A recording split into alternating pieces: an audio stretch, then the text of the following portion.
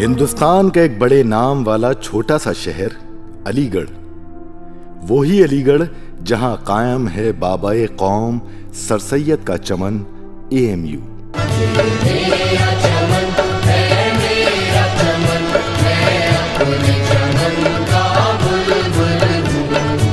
یعنی علی گڑھ مسلم یونیورسٹی، وہ یونیورسٹی جو علم کی چاہت رکھنے والوں کی آنکھوں کا خواب ہے، وہ یونیورسٹی جو وہاں کے اسٹوڈنٹس کے لیے زندگی کا دوسرا نام ہے، وہ یونیورسٹی جو AMU الومنائی کی بچھڑی ہوئی محبوبہ ہے، وہ محبوبہ جس کے قصے وہ اپنی نئی نسل کو سناتے سناتے نہیں تھکتے۔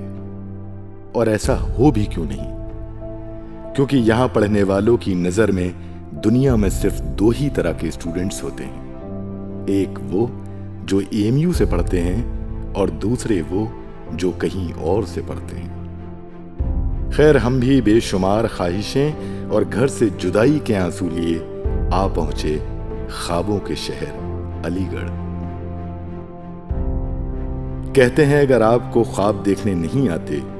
تو پھر علی گڑھ آپ کے لیے نہیں ہے، اور انہی خوابوں کے درمیان علی گڑھ کب اپنا دوسرا گھر بنتا گیا یہ پتہ ہی نہیں چلا۔ یہاں کی علم و ادب اور محبت بھری فضا کسی کو بھی جیت لینے کے لیے کافی ہے۔ یہاں کی روایتیں، یہاں کی دوستیاں اور یہاں کے سینئرز کی مدد کبھی گھر سے دور ہونے کا احساس ہی نہیں ہونے دیتی۔ اب چاہے رمضان میں رمیش کا راشد کو سحری کے لیے فکر سے اٹھانا ہو، یا راشد کا رمیش کے لیے افطار سے پہلے افطاری نکال کر رکھ دینا، یہ علی گڑھ کے سوا اور کہاں ملتا ہے۔ دوستوں کے ساتھ دیر رات تک ڈھابے پر چائے کے ساتھ گپ شپ ہو، یا کسی فنکشن میں چپ چاپ دوستوں کے کپڑے اور جوتے پہن کر نکل جانا،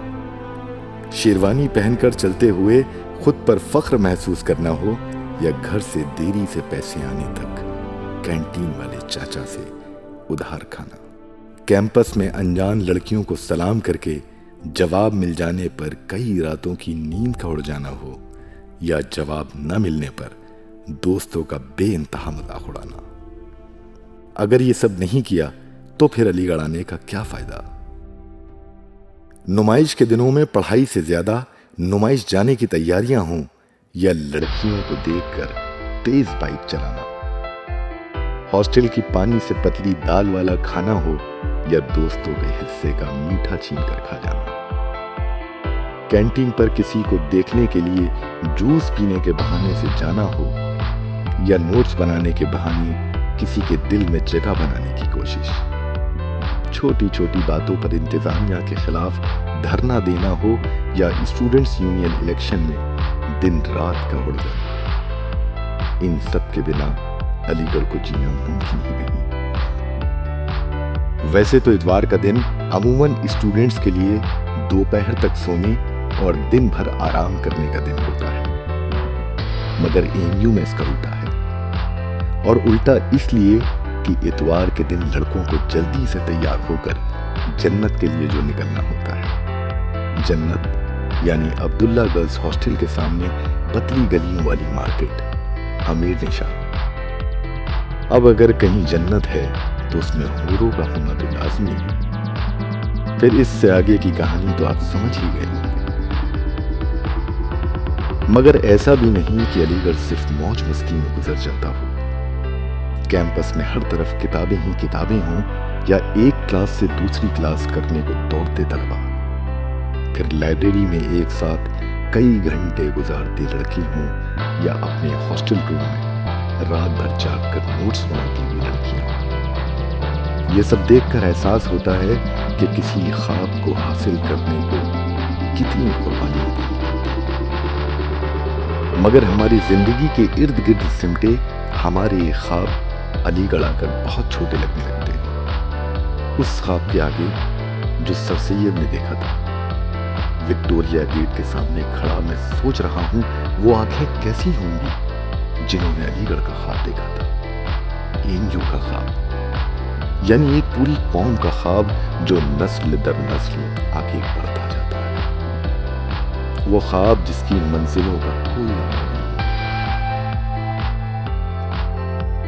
اور یہ ایشیا کی سب سے بڑی مولانا آزاد لائبریری دیکھ رہے ہیں۔ بظاہر تو اس کے دروازے کا راستہ 30 میٹر دور اس فوارے تک ہی جاتا ہے، لیکن اس راستے سے گزرنے والے امریکہ، یورپ، مڈل ایسٹ سے لے کر دنیا کے ہر کونے تک جاتے ہیں، اور ان کے کارنامے تو چاند تک جاتے ہیں۔ ہاں، مگر کچھ بدنصیب ایسے بھی ہوتے ہیں جو روز اس راستے سے گزرتے تو ہیں مگر اپنا راستہ نہیں پہچان پاتے۔ کیا آپ جانتے ہیں میں یہ سب آپ کو کس لیے بتا رہا ہوں؟ اس لیے کہ کل بیرون ملک سے میرے جاب سلیکشن کی خبر آئی ہے۔ مجھے مبارکباد دینے والوں کی قطار لگی ہے۔ گھر میں امی ابو خوشی سے جھوم رہے ہیں، بہنیں میرے لیے لذیذ کھانے بنانے میں مشغول ہیں۔ سب کو انتظار ہے جلدی سے میرے گھر پہنچنے کا، اور ایسا ہونا لازم بھی ہے، کیونکہ آج میرے اور میرے اپنوں کے سجائے خوابوں کے مکمل ہونے کا دن جو ہے۔ مگر کسی کو یہ خبر کہاں کہ آج میرے اندر چھائی ہے ایک گہری خاموشی، وہ خاموشی جو یادوں کے طوفان کے اٹھنے سے پہلے کی ہے، وہ خاموشی جو جسم سے جان کے نکل جانے پر چھاتی ہے۔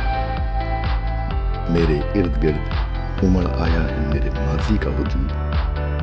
جیسے مجھے پکار رہے ہوں یہ سارے در و دیوار، جیسے میرے قدموں سے لپٹ گئے ہوں میرے چمن کے راستے، جیسے یہ کتابیں، یہ کرسیاں آج بے وفا کہہ رہی ہوں مجھے، جیسے یہ سرسراتی ہوا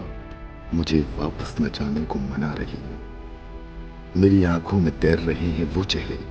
جن کو دیکھ کر زندگی انگڑائی لیتی تھی، میرے کانوں میں گونج رہی ہیں وہ شیریں آوازیں جن کی مٹھاس میں دل ڈوبا رہتا تھا، اور یہ سب پکاریں انسنی کرتے ہوئے مجھے اپنے چمن کو چھوڑ جانا ہے۔ پلٹ پلٹ کر بے بسی سے دیکھتے ہوئے، یادوں کی گٹری سر پر اٹھائے ہوئے، اشکوں کو پلکوں کی تہ میں چھپائے ہوئے، اپنے کچھ عزیزوں کی امیدوں کی خاطر، وہ بھی اوپر سے مسکراتے ہوئے چہرے کے ساتھ۔ پھر مجھے دیکھ کر یہ کون سمجھے گا کہ خوابوں کے ٹوٹ جانے سے بھی زیادہ دردناک ہوتا ہے کچھ حسین خوابوں کا مکمل ہو جانا۔ الوداع علی گڑھ، الوداع۔